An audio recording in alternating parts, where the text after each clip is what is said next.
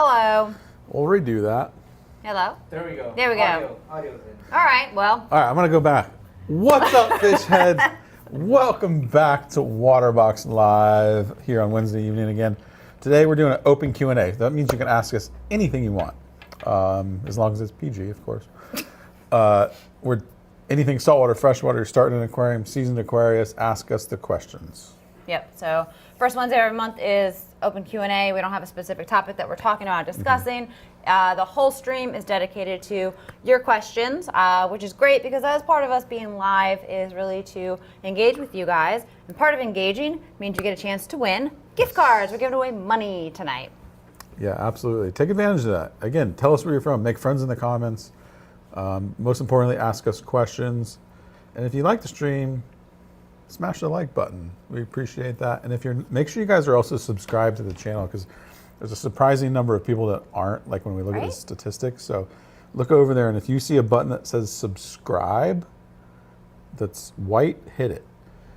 If you're subscribed, it will say subscribed. You're missing out on so much, especially if you don't have notifications and subscription. Subscribe because we have so many videos dropping recently. We have stuff going on every single week. We have Year of the Reef going on right now. We've got other informational videos. But we are giving away 2 $100 Waterbox gift cards at the end of this stream. So you do want to stay tuned. And the number one way to be eligible to win is being active in the comments. Can't pick winners if we don't know you're here. So engage, ask your questions, get to know each other. That is how we are going to know you're here and you're going to have a chance to win. But as we're talking about, we have Year of the Reef going on.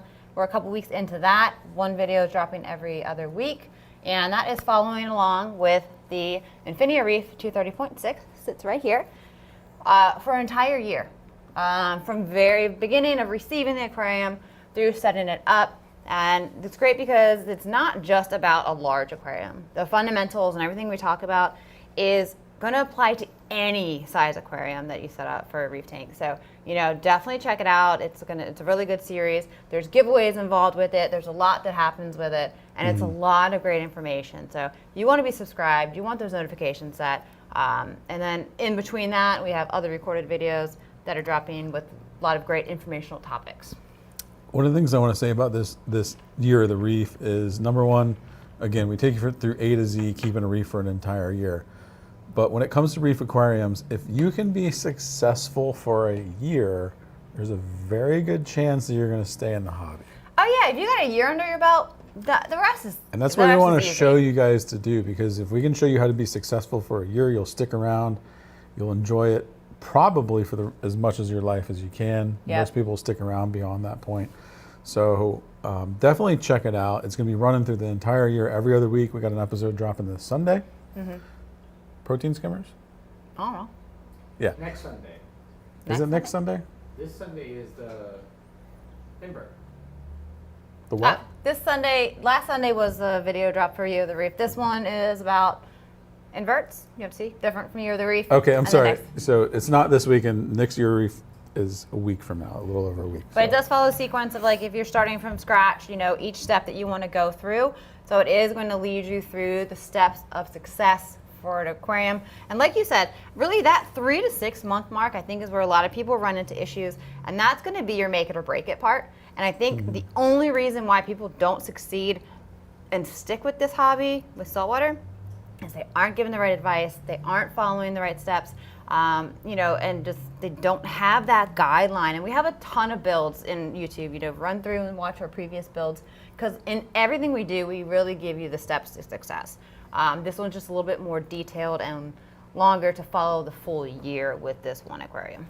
Yeah, but if you guys stick around for that series, we're giving away about $8,000, I think, throughout the series. So we got a $2,000 gift card that I think will be drawn at the end of March. So definitely go to the website, check out Year of the Reef. Do we have a shortened URL for that yet, Keenan?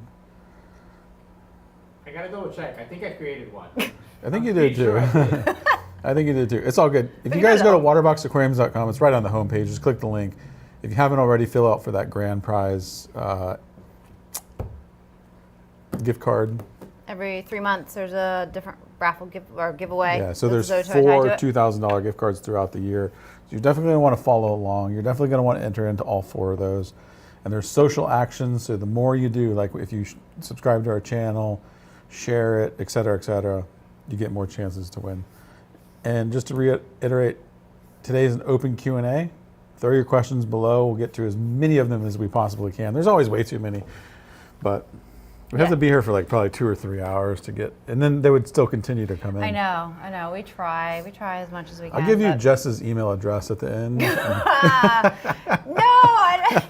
I never get anything else done. Your personal phone number. Yeah. I'll give you put the phone number on the screen. All right.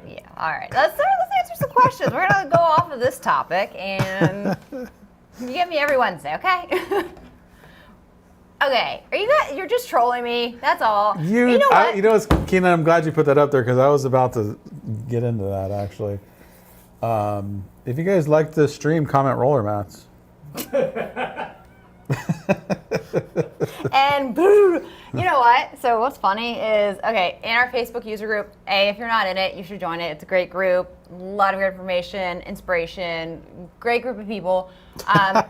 They troll me in there. Okay, there's some topics, and people ask about filter roller mats and all this stuff, and some of our beloved people who follow the show and follow us closely will call me out in the post and in the comments about loving filter rollers. So, and I sometimes will comment back in there. So,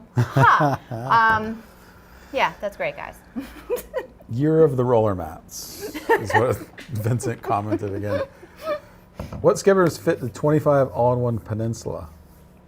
We have the CJ ones. Yeah. Yep. It's the smaller CJ skimmer that we have on the website that fits that one. So CJ came out with some new internal protein skimmers that are really nice in May at Interzoo this year. So check them out. We went right to them right out of the gate. So you'll see on 2 that different product sizes. page, when you say like configure your water box, there is that one listed there. And if you go to that product page, it should have like the compatibility of all that as well.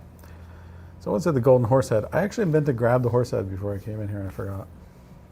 Sorry. Oh yeah, we keep talking about bringing it in here. Yeah. So finally ready to set up Frag 125.4. My question is, how much sand do I need for a 1-inch sand bed? For a Frag 125.4, probably for that one, if I had to take a quick guess, and there are sand bed calculators online that's going to give you a more exact one because it does depend on type of sand, blah, blah, blah. Roughly 60 pounds if I had to go on the top of my head. It's less than I would have thought. Yeah, 60 to 80, I would say. Okay. Do I need to auto dose for soft corals? And I wasn't saying that because I know what I'm talking about. I just would have guessed more. Do I need to auto dose for soft corals? It really depends on how automated you want to go. So soft corals may not uptake a lot, but if you don't really want to be hands-on and deal with it, because your alkalinity is still going to take, it's going to take some adjustment. And your calcium, even though soft corals don't take up calcium, if you're growing coralline algae and stuff like that, that's going to uptake in your aquarium. So it's going to deplete to some extent. Is it generally used too much in soft coral heavy aquariums? No. But if you don't want to be hands-on and have to be like, oh, I didn't dose this past Wednesday, get an auto doser. You can do such minute amounts now with the technology that it could be like dose 1 milliliter a day. Yeah. And, which would be kind of like a very small amount of dosing. And you don't have to think about it. Do your testing or have technology do the testing for you, adjust your doser, and not have to worry about it. How much money you got? How hands-off do you want to be? That's what I was going to say. And, how much really money do you want to depends. spend? I mean, you can accomplish it probably with a lot of soft coral tanks with just water changes. Most soft coral tanks, like if you're doing regular water changes with really good salt, that takes care of a lot of it. So I just got your Waterbox 16 gallon. Do you have any recommendations for CO2? I'm trying to see if it's worth it for my tank. So my tank looks healthy. Oh, that's a tough one for a 16 gallon. It's a big investment. I think it's probably far more than the actual tank itself. It is. Okay, so you got 16 gallon, you're thinking of going, you're gonna be like entering contests with it, you want it like super high tech, you're gonna go Dutch style. It might be worth it. But the investment to size, it's a tough line on that one. Is it going to benefit any size aquarium? Absolutely. It's going to give you that extra push for your plants to grow, especially if you got a little bit harder to keep ones. If you've got that intense lighting, you're going to get better growth and you get better color. It really depends on how deep you want to go into it, what plants you're going to keep into it, what your fish stock is. You know, also look into, if it's not, you're not going so heavy into it, look into our Carbon Plus, because it does give you that kind of extra into your aquarium without having the CO2, and it does help with most moderately stocked planted aquariums to where you might not have to go and invest into a CO2. Christopher says he's loving the Waterbox reef salt. I love it too, Christopher. It's very good. Yeah. If you guys are using the Waterbox reef salt and you're posting in the comments, I want to see who's using the Waterbox reef salt. What biomedia do you recommend for a mixed reef 20-gallon all-in-one? Edward from California. If you are using a normal amount of live rock, or like life rock or something similar that's not like super bulky and it has good porous surface space, generally you don't need biomedia if you're not like crazy overstocking. If you are just like, I must use biomedia, I want that extra into my aquarium just in case, you know, they make little bio bricks, we have biomedia, you know, any kind of porous thing that's meant for the extra biological can go into the middle chamber. However, can you use the ceramic media? Yeah. The rings? Mm-hmm. Okay, I'll mention that in a minute. Well, I'll let you keep speaking. Yeah. So you just have to be careful in these smaller all-in-ones that middle chamber, you know, by the time you're talking about carbon and phosphate media, you have your sponges and stuff, you know, putting too much media in there is going to kind of slow down flow. It's going to get easier to clog in. And for the most part, in saltwater reef aquariums, usually you don't need extra biomedia. Your sand and your live rock is doing the most bacteria like holding that you usually need.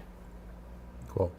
If you guys don't know, we added an additional filter, bio, oh my goodness, English, ceramic rings to our filter media range. So check that out. They just went live, I think, this week maybe. So we have ceramic rings in a 500 milliliter jar. So that'd be your biomedia. Yes, and if you have like an all-in-one or something like that, you can use it for those as well. What is the suggestion on getting rid of red cyanoalgae? I hate that stuff. It's the worst. It We dealt with is. it here recently. We did. Okay. You're not immune to it. You're not. No, no one is. Funny I've thing dealt is, with it a lot. yeah. Crazy thing about cyanoalgae, which it is considered an algae, it's actually a bacteria, which makes it a little bit more complex to deal with because classified an algae, actually a type of bacteria. So usually it happens when you have big pockets of detritus, which kind of feeds this bacteria, and it forms this big coat, and it just kind of suffocates things, and it just starts rapidly dividing. Now, naturally, you can try to suck it out if it's in one patch and it kind of starts. Increase your flow. Figure out why it's building up in that area. There's usually detritus on the sand or your live rock. You know, a lot of times people don't realize, and all those little crevices on your rock, all this detritus is sinking into all those little tiny pockets, and that's feeding this stuff. So take a turkey baster. It's your best friend in your aquarium, and every so often, especially during a water change, turkey baste all your live rock and all those little crevices and blow out that detritus and all the stuff that settles into it, and that's going to take away that food source. Now, a lot of times it gets to the point where all that stuff, increasing flow and, you know, making sure the detritus and stuff is out of there, it's too late. It's already kind of getting to the point that, you know, natural remedies don't fix it. And we actually had that happen in our frag system here. It got to the point where it's not enough. We need to get rid of it. And we did use the cyanobacteria, the red slime remover, and it works great. It's an Ultralife? Yeah, Ultralife. Yeah. And there's other ones on the market, but this one's been around for so many years. I've used this thing as long as I can remember that I've been in this hobby and industry. But it's a pain in the butt. You know, you've got to do multiple water changes, send your skimmer crazy, it depletes oxygen, and it does kill some of your beneficial bacteria. And, you know, you have to take special precautions with using it. So do use caution, follow the instructions very carefully when you use it, but it does work. That's our next recorded video. You got to do a video on cyano. Now that I got rid of it, great. Ready? B-roll of cyano? Dang it. Best freshwater plants for a beginner. Yeah, look at things like swords. You got like if you want like Sagittarius, there's Vallisneria. You want those low to medium light ones. There's so many good ones to use. We have a couple build videos on here for like low or easy freshwater plants, planted aquariums that isn't high tech with CO2. Check those out. We list a lot of plants in those. I'm gonna say a majority of the plants that you're gonna find are going to be easier to keep. Stay away from pinks and reds. Those tend to be harder. A lot of your greens are gonna be easier. You know, and just base it upon most plants you're gonna find either in your store or online.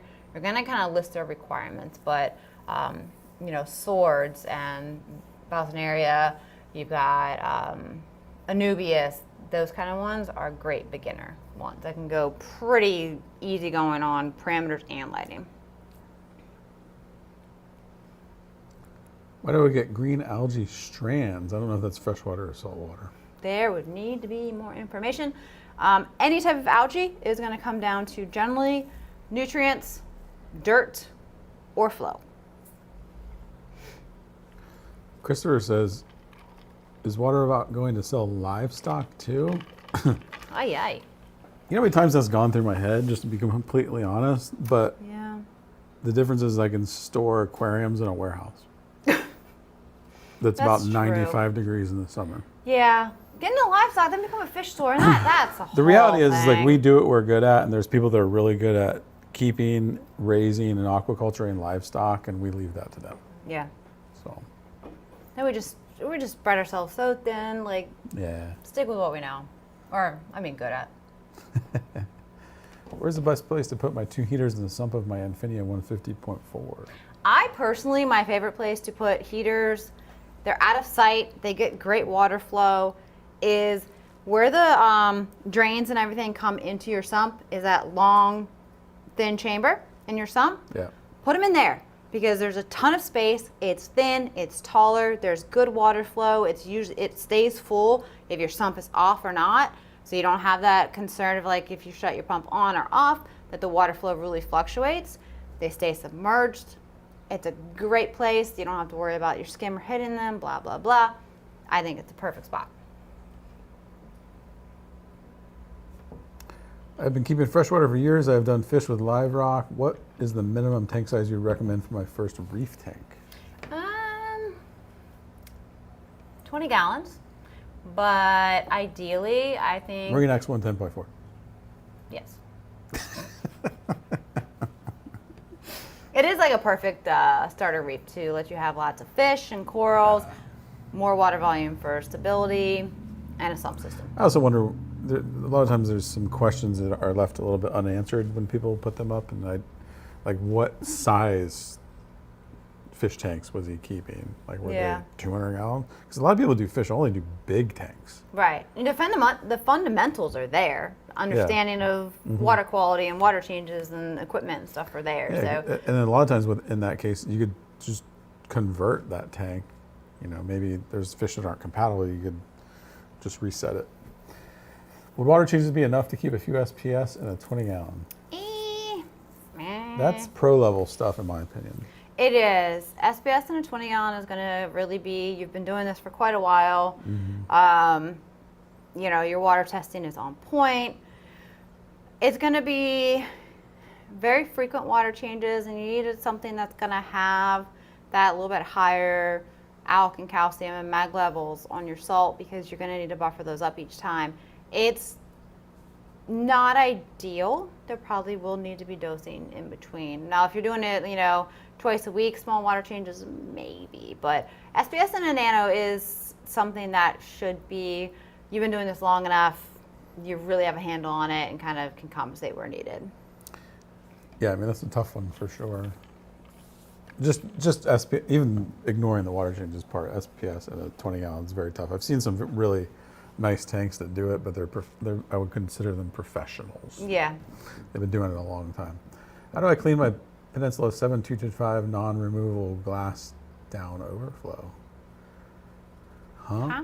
I think they're probably talking on the It's at the very bottom of the overflow. Inside of it? No, probably the visible part. Probably get really wet. Non-removable glass down overflow. Class down. Down. Maybe elaborate, Casey. Give us some more info. Yeah, Casey, What we'd be part of happy to it? answer that. We're having a little trouble following what it is. Throw it in there, and we'll try to get to it for sure. I have OG. I have a 35.1 Marine That X is. with some soft coral, stylophora, and 3 cardinal fish. I do 4 gallons a week for a water change. Is that enough? Say, look at your tank. Is it enough? Yeah, I mean, But- if your parameters staying good and everything checks out, you should be good. If it's only 3 cardinal fish, your bioload's really low. And if the stylophora is pretty much the only like SPS or LPS, your uptake is going to be pretty minimal. So you're probably doing just fine. But every aquarium is so different.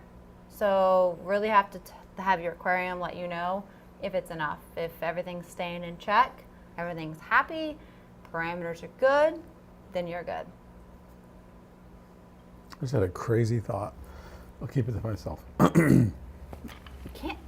You can't do that. You cannot do that. So I look at 35.1, and a lot of times when we do this show, I see these tank models that, I mean, we're in year 7 of this, and we've discontinued or whatever, or remade models. And I see these models, and I'm like, I've even seen some recently that go way back, and I'm like, man, I wish we had like a Waterbox museum of models, like where we had we kept one of everything? Like Ecotech Marine did that. Remember at their facility we had like the very first pumps. Granted, that little pump doesn't take up very much space. If you want Right. a Waterbox museum, we need this whole room, but It'd be a building by now. You know how that'd many be pretty models cool. we've had and changed and Yeah. retired? Yeah. yeah, That would be so cool though. I know. Oh, We'd have to man. literally like go on the market and like buy it from people.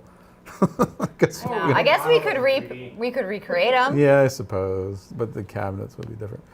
Can you guys do a Waterbox for Dummies beginners video or live? I'm trying to think of like what do we have? I mean, we got a lot of like how to set up a nano aquarium, like 20-gallon system. I think Well- he's asking about what makes Waterbox different. Like, what is a Waterbox? You know? Can you guys? Okay, yeah. So I'm Waterbox for interpreting it a Dummies. little different. Can you guys do a Waterbox for Dummies? Well, I don't know. I guess it depends on like if you're looking at like Waterbox as far as like the models and breaking them down. And we've done that on a lot of our like events, like Blue Friday or Fresh Friday, like those kind of things. A lot of times we'll have like choosing your Waterbox model, and that's probably a good keyword to search our YouTube. But if you're talking about like how to set up an aquarium or like how to like do a reef aquarium, I think, and we were talking about Year of the Reef earlier, is I think that's one of the things, and I saw comments on here, is, you know, thank you guys for making it so easy to understand how to set an aquarium. And that's really our goal, and that's both of ours, like our way of doing aquariums, and it always has been. I think that's why it works so well in our videos, and people like have that confidence and success to get into this hobby, is we like the simple way of doing it. You can go so complex and complicated in this hobby, especially saltwater, but you don't need to. And I think if you go too complicated too fast is when you can have failure, or you don't really explain things well enough, you can have failure. Now, if you go to any of the builds we've done, and we've had nano builds, we have medium-sized builds, we have massive builds with the LX, all of them we break down into very simplistic steps and explaining what and why that can relate to any aquarium.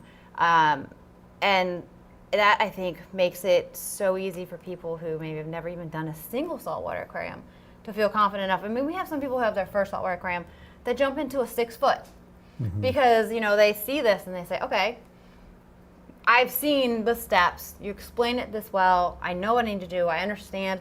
And if I follow these, I'm successful. And so many people do.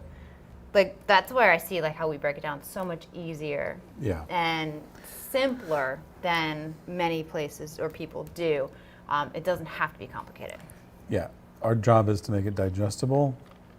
Those that want to go super in depth and make it very scientific and very automated, they're usually going to do that on their own accord, right? Yeah. But our job is to educate in a much more simpler fashion. You know, in Well, those we do- 20 plus years, I still don't like to be complicated. Yeah. Like, Yeah, no, not I at all. still want to keep it simple. Like, I like to set my aquariums up simple, follow the same, steps. And when it's after worked this for long. 20 years, why deviate, Yeah. right? On the Peninsula 725, the weir is non-removable. I try to clean it with a toothbrush, doesn't really work 100%. Okay, so it's a full glass overflows. Okay. So if the toothbrush isn't working, then sometimes what you're going to do is, so you can Get a take like pressure washer. No, I'm just kidding. I'm sorry. solid advice. I'm sorry. I can't help myself. I'm so childish. So now the thing is once you get it fully clean, is like to touch it up with like a toothbrush more frequently, so you don't have anything build up. That's a little bit harder. So if you get to the point where you have like harder types of algae or coralline, take a scraper blade. And you're gonna be like one of those Kent scraper blades that fits into it, or anything sharp. And then you're gonna have to spend a little extra time and kind of detail clean with the weir teeth. You can also take a wired type of bottle brush that's a little bit smaller and get into each weir tooth and kind of really scrub hard in there, front and back and in between. Once you get them really kind of cleaned out, now like when you're doing your glass, you're gonna do your glass once or twice a week, you're gonna clean it. At that same time, take your toothbrush, get in there, and take that little wire, brush, and go into the weir teeth. And it's gonna keep it from having a hard buildup happen, so that you don't have to often go in there and kind of like really deep clean into the weir teeth. So I think it's just more consistent maintenance like you do on your glass, to also consider your overflow as part of that. But in the meantime, while you have to kind of get the buildup off, scraper blades and some kind of rough wire kind of brushes to get into the weir teeth. Almost forgot Instagram was with us. Instagram, head over to YouTube. Come on.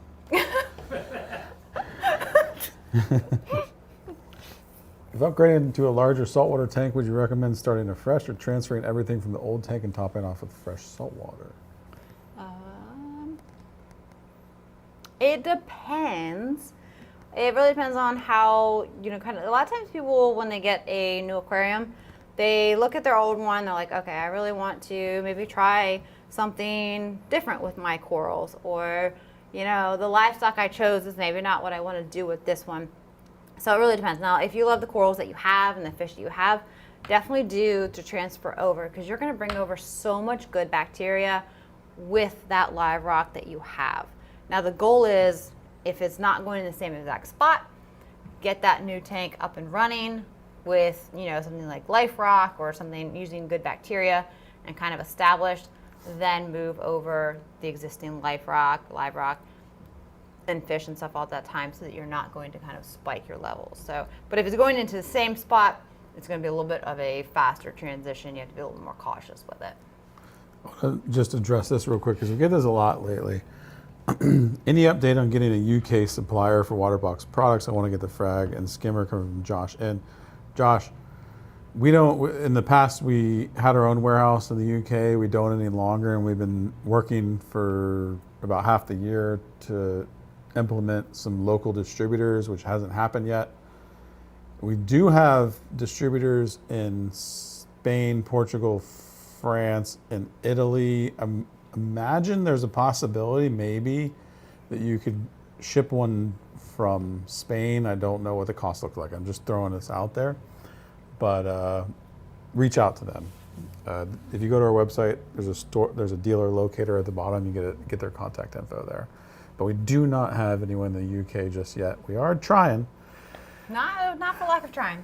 Yeah, it's definitely not for lack of trying. We have some really good prospects, but none of these things move as fast as we would like them to. But we will be back there, I promise you that. I think your mic either muted or Died. something. Lost connection.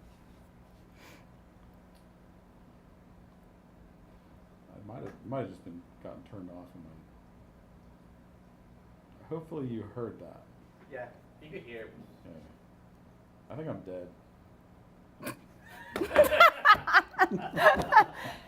Microphone. I think my battery's dead. All right, swap them out. They can hear you through mine, I think. So, favorite reef safe nano fish. Ooh la la. Reef safe nano fish. I like firefish. Firefish? Which one? Pink, purple, how freaky? Purple? Purple firefish? All right. Works. I'm going to go. Purple. I don't know if they could hear that. Purple firefish is his answer. I'm going to go with a Yashia goby with a little red banded pistol shrimp. Got me They're now? adorable together. Any kind of goby and pistol shrimp pair is a lot of fun in a nano. Even if you get a bigger pair, they're fun in bigger tanks too, but nano is really fun for like Yashias and stuff. I like Royal Grammas also. Yeah? You didn't get a second answer. No, I was just thinking about it. Are you changing to Royal Grama over Purple Firefish? No? What are those? It's escaping me right now. Those little purple fish, the ORA aquacultures. Orchid dotty back. Yes, those are pretty. So pretty. Not the best nano fish, however. Okay. They're going to be a little aggressive. Even the aquaculture ones, even though they're a lot more peaceful than the wild caught ones, they're still going to be kind of a butthole in a nano. I was at SeaWorld one time. I'm going off on a tangent. Sorry. It's all about the dotty backs here. And this is a Royal Grama. Oh, okay. And they have this bar and the shark exhibit. You ever been Oh, in I there? love that. Yes. Yes, except Yes. for all those fish had vertigo because they didn't know which way was up or down. No, they live in a tank that's this freaking tall, too. Yeah, It's horrible, so whatever. It's neat. It's animal abuse, but yes, it's Yeah. neat. I remember seeing that because I was watching this Royal Grandma just swim upside down against the bottom. Like he didn't know which side. Yeah, but funny is Royal Grandmas will actually go upside down, similar to basslets, in a cave. Oh, so maybe it was intentional. No, probably not. You're probably still come on. confused because I all was trying to sides be are all messed. optimistic. But but they do, like basslets and some other fish do upside down, sometimes in caves and stuff like that. So it could be a mix of it. Anyway, completely unrelated to anything we're talking about. Sometimes things pop in my head and I have to just say it. I have to do it. Oh, Rainsford goby, that's a good one. Those are really, really cute. Those are good ones. They are hard to find. They don't get enough attention. Rainsfords and Randalls, they're very similar, but those are really cute. And they actually are very good little algae eaters. They'll pick at like algae and stuff in nanos. Those are good ones. Yeah. All right, you guys are asking a lot of good questions there. We appreciate y'all being here. If you guys are enjoying the stream, make sure you smash that like button. If you're on Instagram, go over to YouTube. Forget about Instagram. Tail spot blending, yes. Just kidding, kind of. Subscribe to the channel also if you're not. We appreciate that. We're here. We do this just about every week, and we're also dropping recorded videos every Sunday Yep. at noon. Yep. By the way, Got some shorts going. I do want to mention also who here goes to Reefapalooza that's joining us today. Oh, We this will is act. Orlando. This has been a long time. I'm going to be 100% honest with you guys. Waterbox has not, with the exception of Interzoo in 2024, and that's a B2B, that's business only trade show. We have not done a trade show since 2019. It's been a long So time. we will be at Reefapalooza Orlando on April 26th and 27th. We've walked some shows. We have. We're physically having a booth. Yeah, so I'm personally inviting you guys to Orlando to Reefapalooza on April 26th and 27th. Check out reefapaloozashow.net. Check out the Orlando show gonna and be come there. to that. It's going to be a really cool show. A lot of really great brands. So definitely check it out. Yep. Yeah. I didn't have any. Well, there's tons of questions, but I was gonna end it already. But a good one came up, so I figured I'd bring it up just because it's one I haven't seen before. That's unique. Let's do it. Nope. Curious. Well. there Nope. it goes. Can you rearrange your tank without messing up parameters? Ooh. Ay. Okay. Is that just like live rock or? Yeah, if we're talking about saltwater, it depends. Okay. If you move around most of your rock without touching your base rock that's sitting in the sand, and you don't disturb your sand bed or your base rock, you're probably okay. You're gonna kick up a little extra detritus, probably do a bigger water change, run some carbon, just because a lot of dirt's gonna get kicked up from your rock that's just settled in it. Now, you go up in there and you start moving base rock around, shifting your sand, bringing up all that stuff that's in your sand bed under those rocks that haven't moved in a while, you can mess up some serious stuff. There's like gas pockets, there's stuff under there that you don't want to deal with. And this is also the reason why when you're saying when you move a tank, you don't move your sand bed. Your sand bed, once it's established, is a very complex place. There are layers of oxygen that reach certain places. There's places that oxygen doesn't reach, and there's certain bacteria, and there's gas buildup. There's things you don't want to mess up. And when you take those big base rocks and you start shifting them around, you can bring a lot of that kind of up. So if you're going to do it, don't touch the bottom rocks. The other ones, you can shift around and move, do a water change, just kind of keep an eye on it, not a big deal. Don't touch the base ones. You could have some major problems. Anytime you do anything That's specifically major. speaking of like having a sand bed? Yeah, you don't want to mess up the sand bed. Okay. You don't want to disturb it. Same Now thing what with if you have a bare bottom and you can move the rocks around? You can do there? whatever you want. Yeah. Yeah. We're But not don't big, have we're a not bare big fans of bare bottom Yeah. tanks, but yeah, I just wanted to throw that out there. Yeah. So be cautious. Even if you do like a big rearrange without touching the bottom ones, you know, use some extra bacteria, like the Waterbox starter bacteria. Keep an eye on it, run some carbon, do a water change just to be safe because you're going to still kick up a lot of stuff and disturb stuff. Your fish are going to be pissed, but, you know, overall you're going to be okay. So again, I expect to see all 100 of you guys at Reefapalooza Orlando stopping by our booth. We got some pretty exciting things happening with that Yeah. too that we'll announce later, but definitely check it out. We're going to be there. I have 2 winners picked. I don't know if you picked 2. Nope. It's up to you. Okay. Good thing, Keenan. All right, ready? I'm a space case over here, Keenan. We got winners. Are we doing the drum roll? Yeah, sure. All Here right. we go. All right, ready? Oh yeah! Christopher Catherman and Vincent Parizio. Congratulations, you guys. You got $100 each. Email winners@waterboxaquariums.com. They will get you hooked up. Let them know if you're in the US or Canada when you do the email. And congrats. Yeah. Thank you for tuning in. That's why we're here every week. Yeah, you guys load us with questions on these things. Like we do this so that we can take more questions, but you guys give us like 3 or 4 hours worth of questions. I'm telling you, one day, and I don't know how we would pull it off, but I think we just need to be like here for like hours and just like chill and do Q&A. Yeah. I don't know. We'd have to like take some kind of breaks or whatever, but like I feel like we could go to, and they're all such good questions, all such good information. Like, and I hate because I don't look at the comments too much because we're usually just talking, answering questions. But I see so many that come up that I just want to answer, but we can't because, like, you know, we have certain ones. Sometimes and questions also are relatively long-winded. Like you have to go into a little bit of detail. I know, and it's like there's, you know, trying to make them a little bit faster, and I see so many that come up, and we can't hit. But there's such good questions, but I don't know how to hit it all. Yeah. What I can say is when this live stream ends, you guys can put questions in the comments and not the live chat. And we usually try to get to those. So I'm going to make you start answering those. What the freak? I thought for sure you were dropping an F-bomb. I censored myself.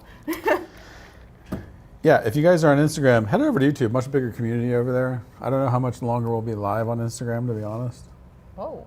Yeah, just throwing that out there. Hating?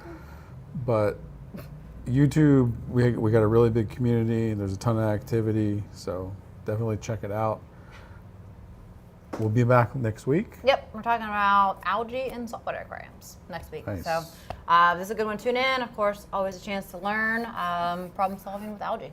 Alrighty, we'll see you guys next week. See ya. We appreciate it. Thank you all for tuning in. Make sure you smash that like button, subscribe to the channel, and hit that notification bell. For more information on Waterbox Aquariums, visit waterboxaquariums.com. We're live every Wednesday at 6 p.m. Eastern. Make sure to tune in, and we'll see you next week.